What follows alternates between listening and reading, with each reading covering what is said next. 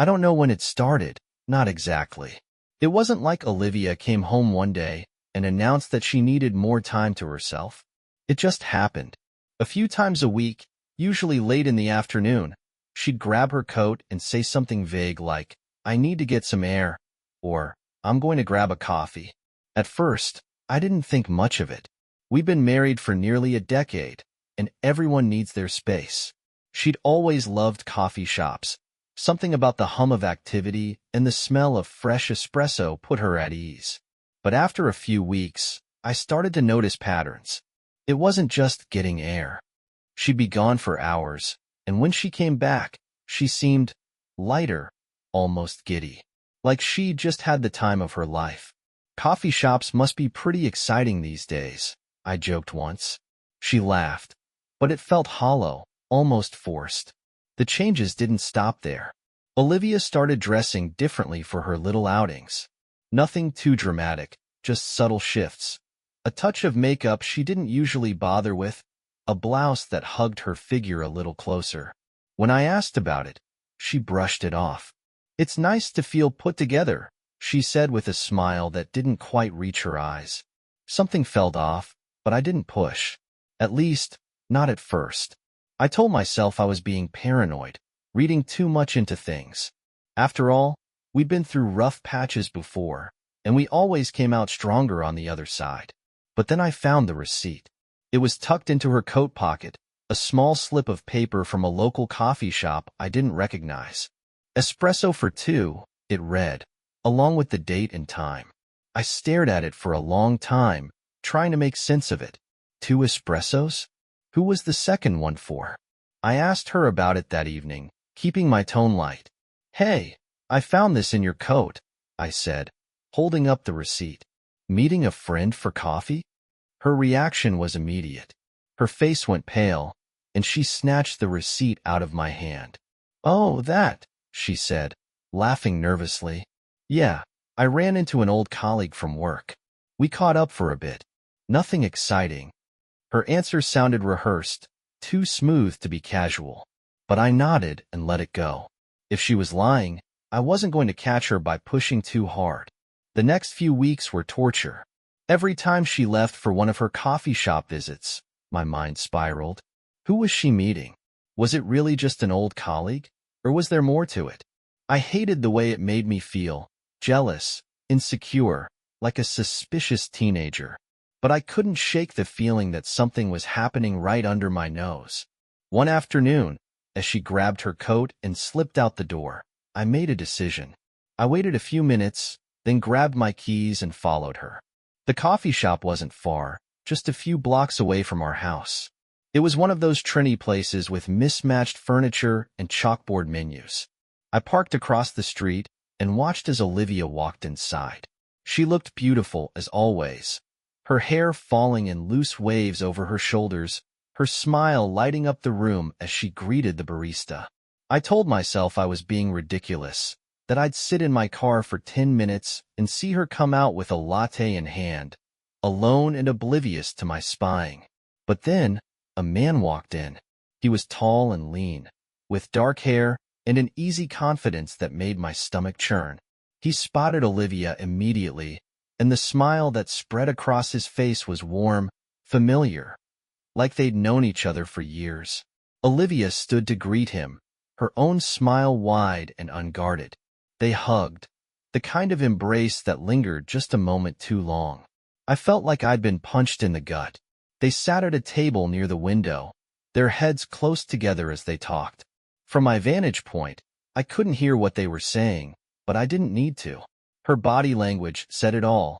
The way she leaned toward him, the way her fingers brushed his arm as she laughed. She was comfortable with him, more comfortable than I'd seen her in weeks. I wanted to storm in there, to confront them right then and there. But something held me back. Maybe it was fear, or maybe it was the faint hope that I was misinterpreting the situation. So I stayed in my car, watching as my wife and this stranger shared their coffee and their secrets. They were there for over an hour.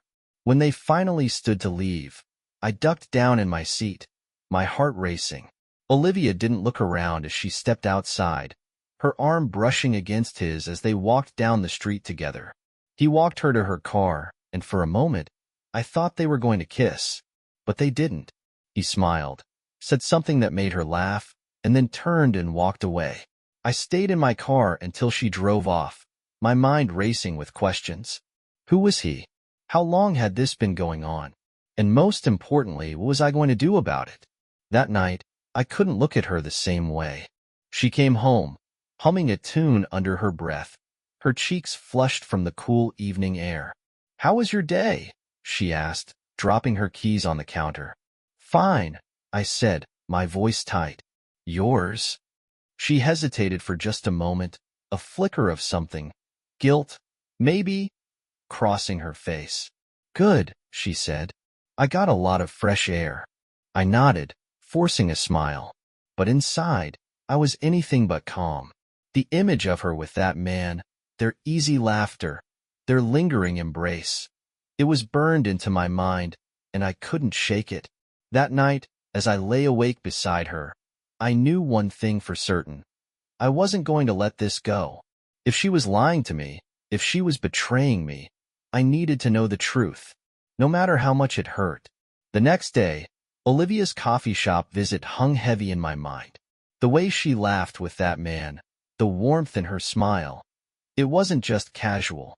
It was something more, something I couldn't ignore. I couldn't shake the image of them together, and the questions swirled relentlessly. Who was he? How long had they been meeting? And, most importantly, what else had I missed? I tried to act normal, but my thoughts betrayed me. At breakfast, Olivia chatted about her day as if nothing had changed. Her words blurred in my mind as I studied her, searching for clues in the little things. The way her hair fell over her shoulder, the way her fingers tapped lightly on the table. It all seemed so ordinary. But I knew better now.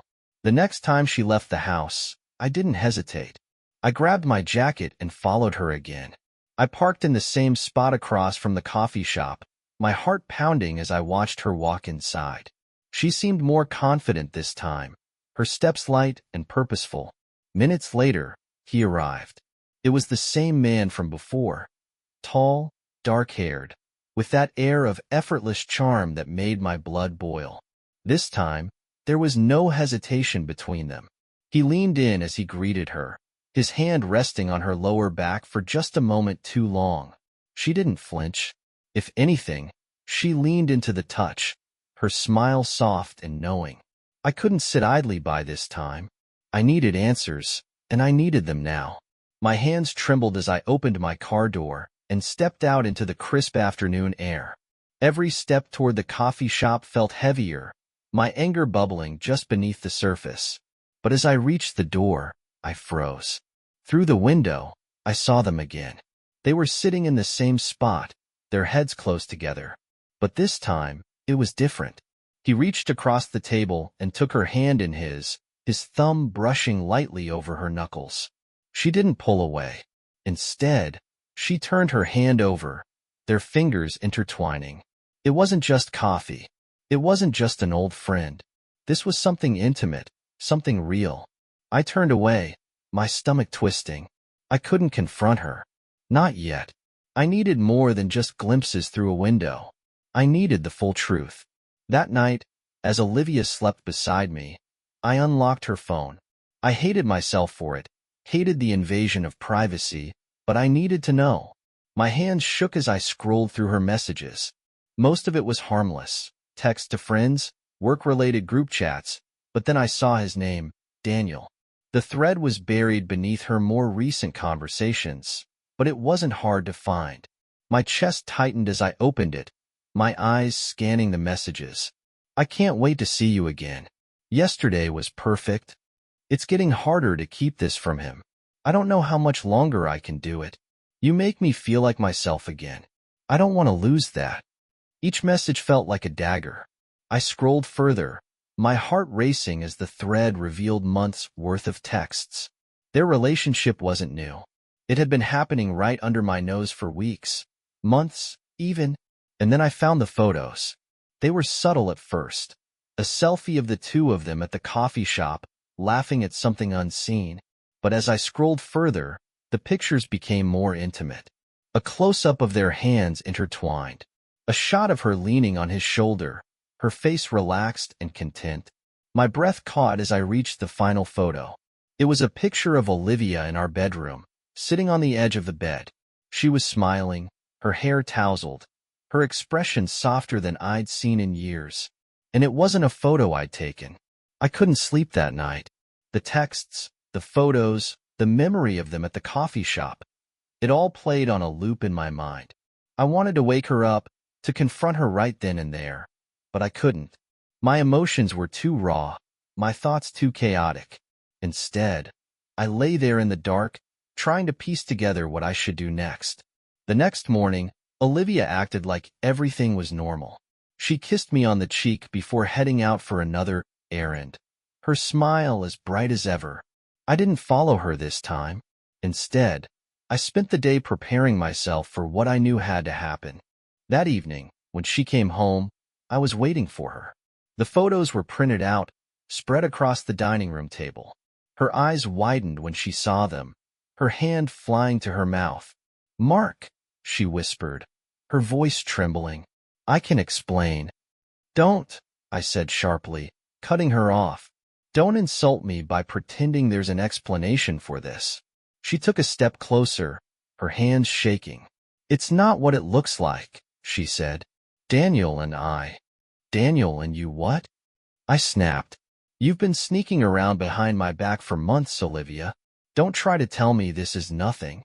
Her tears came quickly, spilling down her cheeks as she sank into a chair. "I didn't mean for this to happen," she said. "It started as friendship, I swear. But then what?" I demanded. "You decided that our marriage wasn't enough for you? That I wasn't enough?" "No," she said quickly, shaking her head. "Mark, I love you. I do. But I've been so lost. And Daniel, he made me feel alive again." Her words felt like a slap. "So what?" I said bitterly. "I wasn't doing it for you anymore. So you went out and found someone who could?" "That's not fair," she said, her voice breaking. "You don't understand how hard it's been." I stared at her, my anger boiling over. "I don't understand?"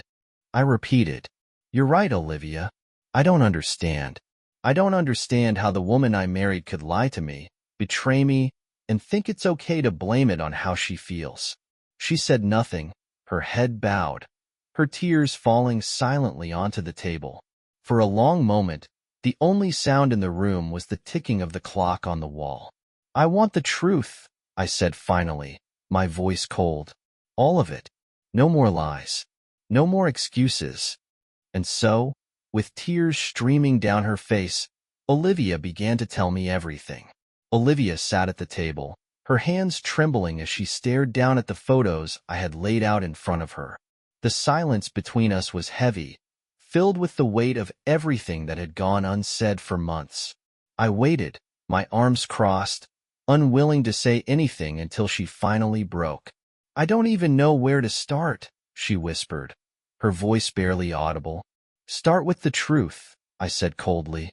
"For once." She flinched at the sharpness in my tone but nodded. "It wasn't supposed to happen, Mark," she began. "Daniel was someone I knew years ago, before you and I met. We reconnected by chance a few months ago. I didn't plan it, I swear." "Let me guess," I said bitterly. "He just happened to walk into the coffee shop one day, and you just happened to start meeting him regularly behind my back." Her cheeks flushed with guilt, and she looked away. "It wasn't like that," she said softly. "I was going through a rough time, and when I ran into him, it felt like fate. He understood me in a way I didn't expect." "Understood you," I repeated, shaking my head. "Is that what we're calling betrayal now? Understanding?" She covered her face with her hands, her voice muffled as she spoke. "I know I hurt you. I hate myself for it. But you don't know how lonely I've felt, Mark. You're always busy with work, and when we're together, it's like we're just going through the motions." My anger flared. "So this is my fault?" I demanded. "You're blaming me for what you did?" "No," she said quickly, dropping her hands. I'm not blaming you. I'm just trying to explain how it happened. How it happened. I leaned forward, my voice low and dangerous. You made a choice, Olivia. You chose to meet him. You chose to lie to me. You chose to betray me. So don't sit there and tell me it just happened. Her lip quivered, and fresh tears spilled down her cheeks. You're right, she said, her voice barely above a whisper. It was a choice, and it was a terrible one. I turned away, pacing the room as I tried to make sense of everything she'd said. The truth was brutal, and it left no room for excuses. But there was still one question that lingered in my mind, the one I dreaded asking but couldn't ignore. Did you? I trailed off, unable to finish the thought. She looked up at me, her eyes wide with confusion. Did I what? You know what I'm asking, I said quietly, refusing to look at her. Did it go beyond coffee and hand-holding? Her silence was answer enough. I turned back to her, my chest tightening as I saw the shame written all over her face. It wasn't like that every time, she said finally, her voice trembling. But yes, it happened. The words hit me harder than I'd expected, and for a moment, I couldn't speak. I gripped the back of the chair, my knuckles white, as I tried to steady myself. How many times? I asked, my voice hollow. Mark. How many times? I repeated, my tone sharper. Her shoulders slumped, and she looked down at her hands. A few, she admitted, but it didn't mean anything. I swear. I laughed bitterly, the sound echoing in the room. Didn't mean anything? I said, my voice rising. Do you even hear yourself right now? You destroyed our marriage for something that didn't mean anything? She broke down then, her sobs racking her body as she buried her face in her hands. I didn't mean to destroy anything, she said between sobs. I felt so lost, and with him, I felt alive again. But I never stopped loving you, Mark. I swear I didn't. Her words hung in the air, and for a moment, I didn't know how to respond. Part of me wanted to believe her, to cling to the idea that there was still something worth saving. But another part, the part that had seen the photos, read the messages, knew better. I can't do this right now, I said finally, my voice quiet but firm. I need some time to think. She looked up at me, her tear-streaked face filled with desperation. Please, Mark, she said, don't give up on us. We can fix this. I'll do whatever it takes. I shook my head, my chest aching with a mix of anger and sorrow. I don't know if we can fix this, Olivia. You broke something I don't know how to put back together. That night, I slept in the guest room. The distance between us felt both unbearable and necessary. As I lay in the unfamiliar bed, my mind raced with everything she'd said. Her loneliness, her regret, her love.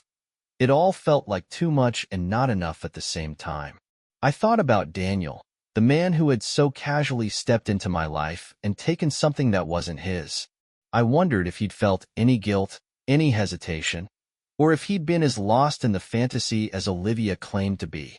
The thought made my blood boil, but I forced myself to push it aside.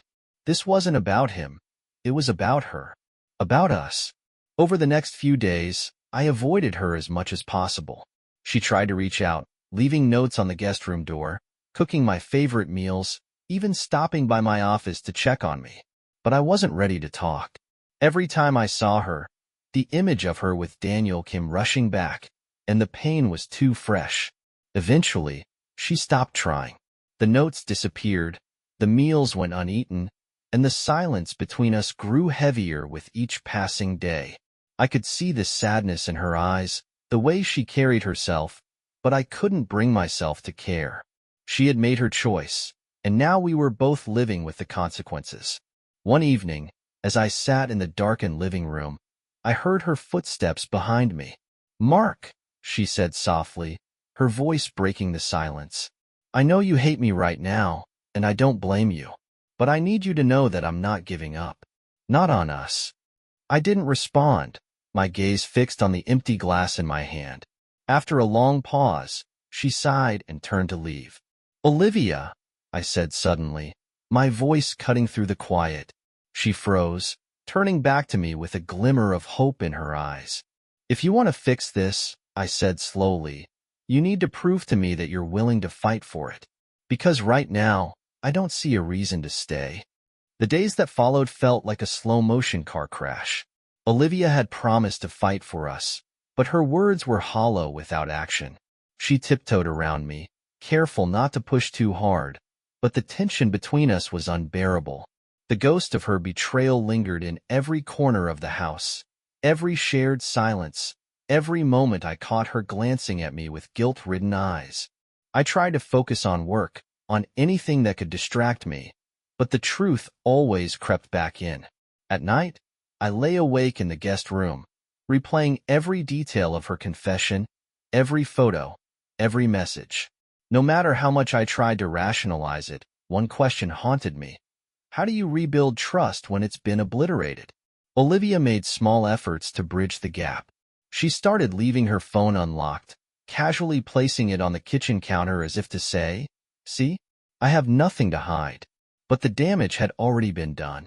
I didn't want to look at her phone. I wanted to erase the memory of what I'd already found on it. One evening, she sat across from me at the dinner table, her hands folded neatly in her lap. "Mark," she said, breaking the silence, "I've been thinking." "About what?" I asked, my tone clipped. "About us. About how we got here." She hesitated, her gaze dropping to the table. "I know I can't change what I've done, but I want to understand what I can do to fix this." I set my fork down, staring at her. "Do you really think it's that simple?" I asked. "That you can just decide to fix things, and everything will go back to the way it was?" "No," she said quickly. "I know it's not simple, but I'm willing to do whatever it takes." "Then start by being honest," I said. "No more half-truths. No more excuses. Tell me everything." She looked up at me, her eyes glistening with unshed tears. "What do you want to know?" she asked softly. "Why him?" The question escaped before I could stop it, but I needed to understand.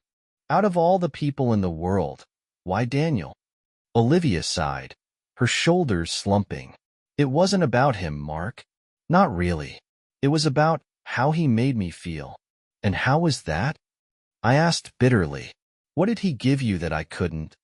"It wasn't about what you couldn't give me," she said quickly. "It was about what I lost.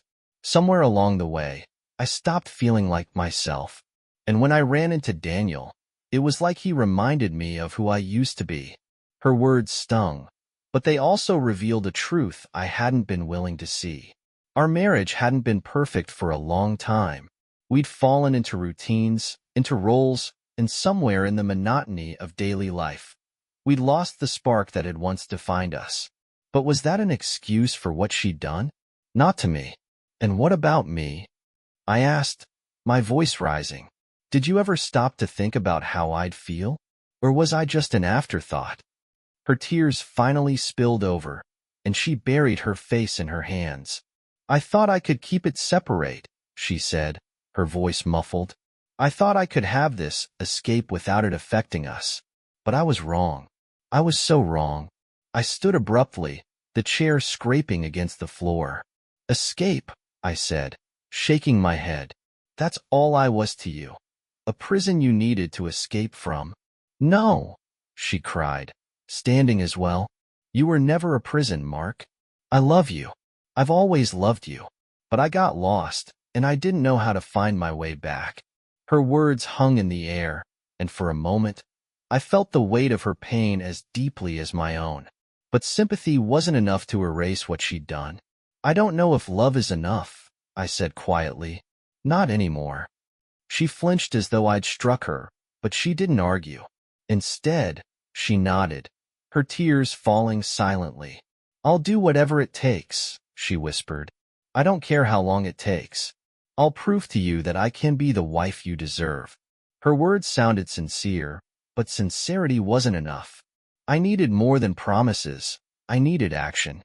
The next morning, I told her I needed space.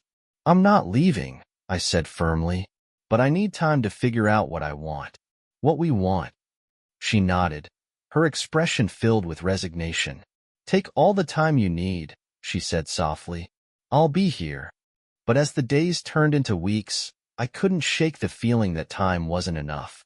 Every interaction with Olivia felt forced, as though we were both trying too hard to fix something that had already shattered.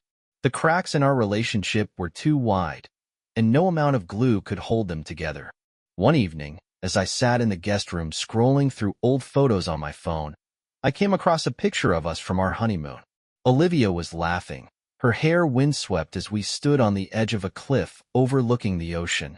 I stared at the photo for a long time, trying to reconcile the woman in the picture with the woman who had betrayed me. Had she changed, or had I just failed to see who she really was? That night, I made a decision. When Olivia came home from work, I was waiting for her in the living room. We need to talk, I said, my voice steady. She froze, her eyes searching mine. Okay, she said, sitting down across from me. I've thought about this a lot, I began. And I think we need to be honest with ourselves. We can't keep pretending everything will go back to the way it was. Her face crumpled, but she nodded. I know, she said quietly, but I don't want to lose you, Mark. Please don't say it's over. I'm not saying it's over, I said, but I can't keep living like this. We need help, real help. Therapy, counseling, whatever it takes. If we're going to have any chance of saving this, we need to rebuild everything from the ground up. Her relief was palpable, and for the first time in weeks, I saw a glimmer of hope in her eyes. I'll do it, she said quickly. Whatever it takes. I'll do it. It wasn't a solution, not yet, but it was a start. And for now, that was enough.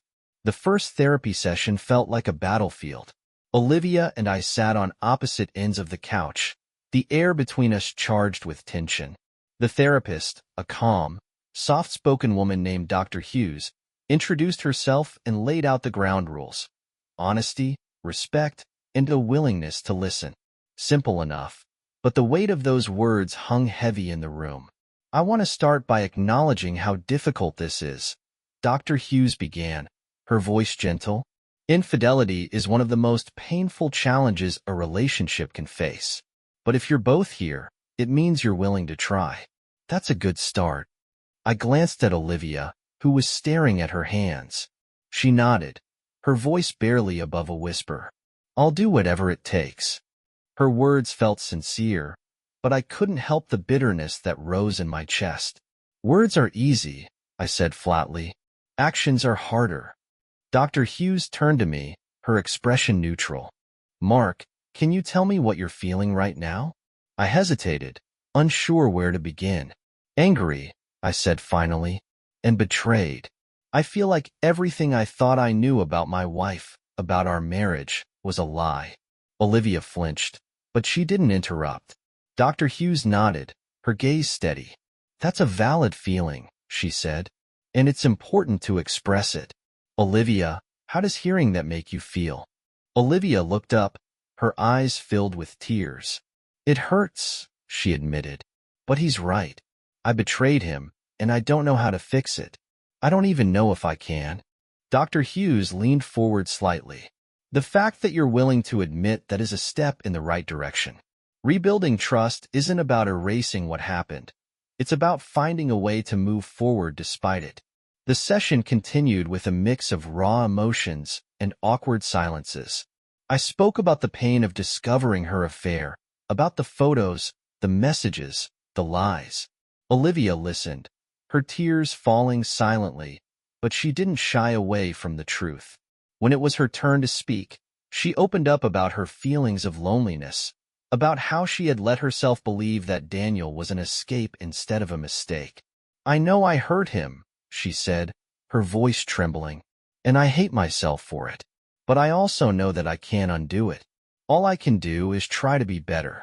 Dr. Hughes nodded. It's clear that both of you are in a lot of pain. But pain can be a catalyst for growth if you're willing to work through it together. Over the next few weeks, the sessions became a lifeline. They weren't easy. If anything, they often left us feeling more drained than when we arrived.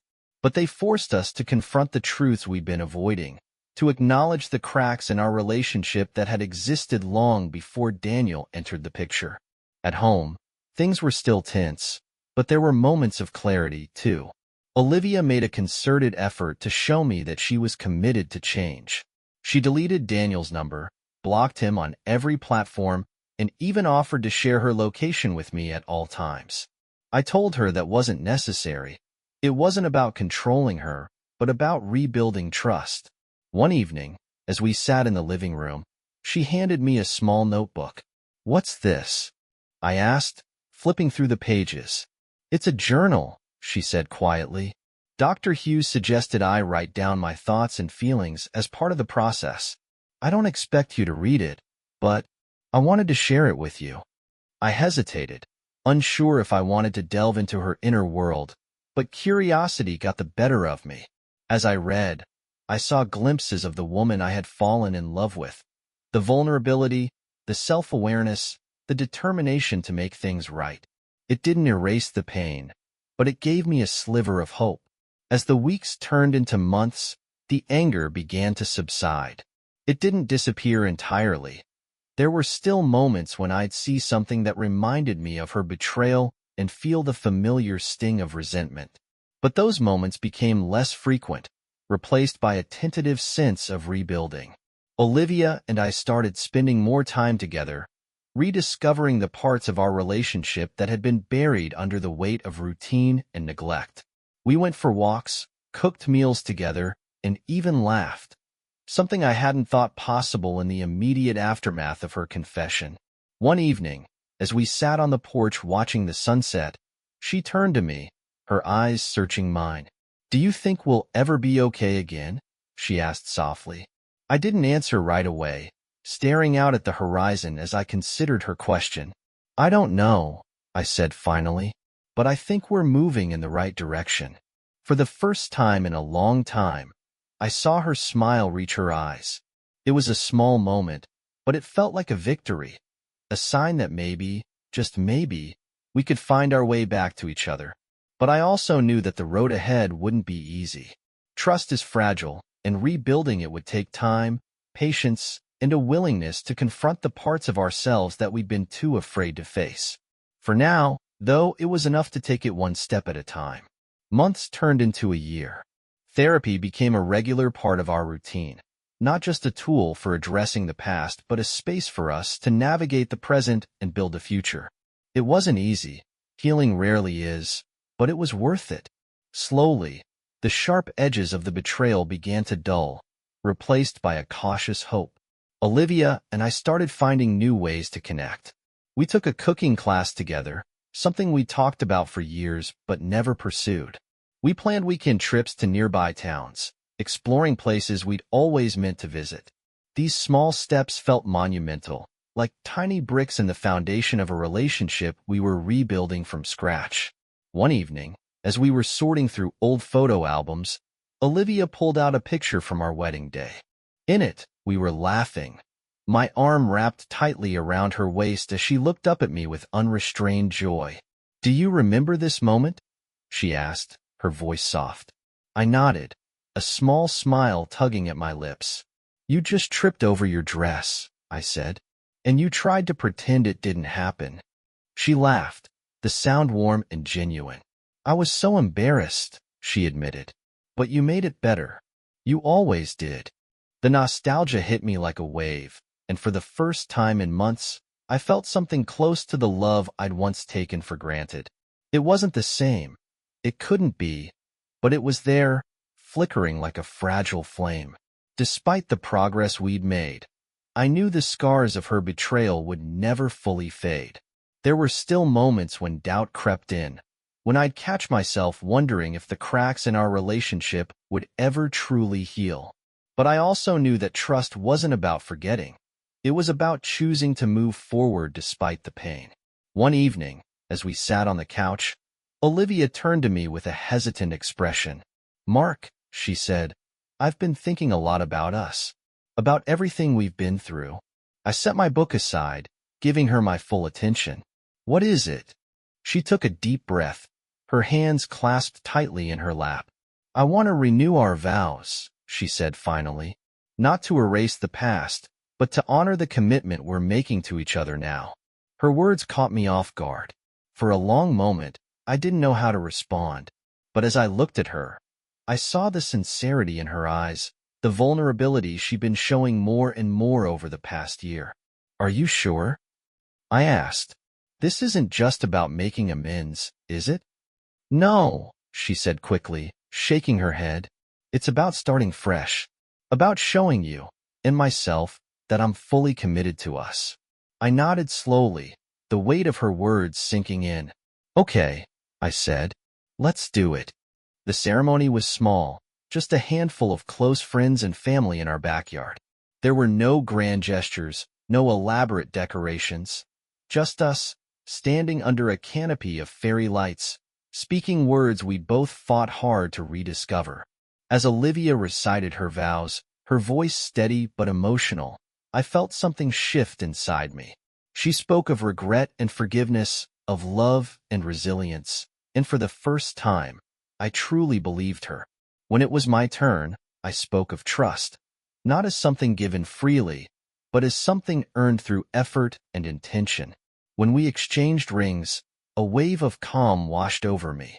It wasn't about forgetting the past. It was about embracing the future with open eyes and an open heart. That night, as we lay in bed, Olivia reached for my hand. Thank you, she whispered. For what? I asked, turning to face her. For giving us a chance, she said. For not giving up on me. I squeezed her hand gently. You gave me a reason not to. Years later, as I stood in our kitchen watching Olivia laugh with our children, I thought back to that dark time in our lives. The betrayal, the anger, the heartache. It had all been real, and it had shaped us in ways I couldn't ignore. But it hadn't defined us. We'd chosen to fight for something worth saving, and in the end, that choice had made all the difference. I wasn't naive enough to believe we'd ever be the same couple we were before. But as I watched her smile, her eyes bright with joy, I realized we'd become something stronger, something honest, something unbreakable.